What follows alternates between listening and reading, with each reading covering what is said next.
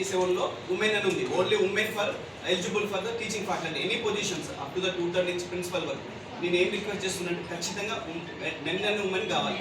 Even మన ఆంధ్రప్రదేశ్లో already 1 year back amendment అయిపోయింది, కానీ మన తెలంగాణ చాలా స్లో ఉంది.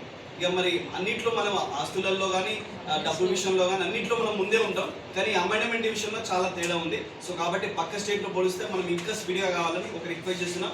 సార్ ఈ విషయాన్ని స్పందించినందుకు నేను సంతోషం.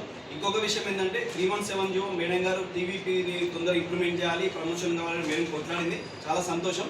కానీ ఎవరికైతే అన్యాయం జరిగిందో సో వాళ్ళ గురించి కూడా నేను మాట్లాడాలి. ఎందుకంటే వాళ్ళ ఊరు కాదు, వాళ్ళ జిల్లా కాదు, వాళ్ళ జోన్ కాదు, ఏది కాదు. ఇప్పుడు 1000 kilometers పోతున్నా. నేనైతే నల్గొండ జిల్లా మిర్యాలగూడెం మేడం అన్న టీవీ మేడము, నాకు ముల్కపట్నం గ్రామం, వేములపల్లి మండలం ముల్కపట్నం గ్రామం. మా బాబాయ్ గురించి కూడా మీకు తెలుసు, తాపూరు భాస్కర్ ఎంపీపీ, 2-3 సార్లు ఆయన స్థలంగా హాస్పిటల్ ఎదురుగా ఉంది. సో విషయం చెప్తున్నా మా బాబాయ్. సో విషయం ఏంటంటే నేనేమంటున్నాంటే మాది ఇంప్రూవ్మెంట్ అయిపోయి 3 సంవత్సరాలు అయిపోయింది. ఆదిలాబాద్ రిమ్స్లో పనిచేస్తున్నా. నా నల్గొండ జిల్లా మిర్యాలగూడానికి రిమ్స్ ఆదిలాబాద్కి దాదాపు 650 kilometers 800 kilometers వస్తాయి. సో మరి నేను 3 సంవత్సరాల నుంచి అప్పటి నుంచి ఏ రోజు ఒక డిప్యుటేషన్ తీసుకోవాలి.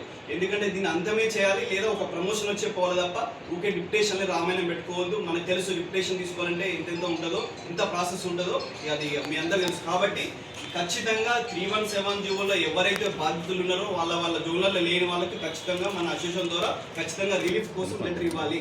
నేను ఇదే డిమాండ్ చేస్తున్నా.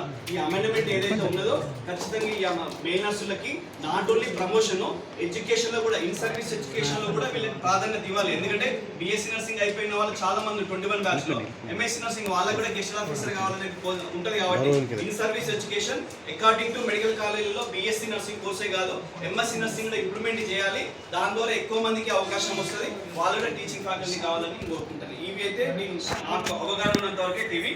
ఇంకో విషయం ఏంటంటే నాకు ఉన్నదే సర్వీస్ 4 సంవత్సరాలే ఉంది. సో మరి సార్ నాకు అప్పటి నుంచి 3 సంవత్సరాల నుంచి నాకు మెంబర్షిప్ తీసుకున్న రసీదు లేదు.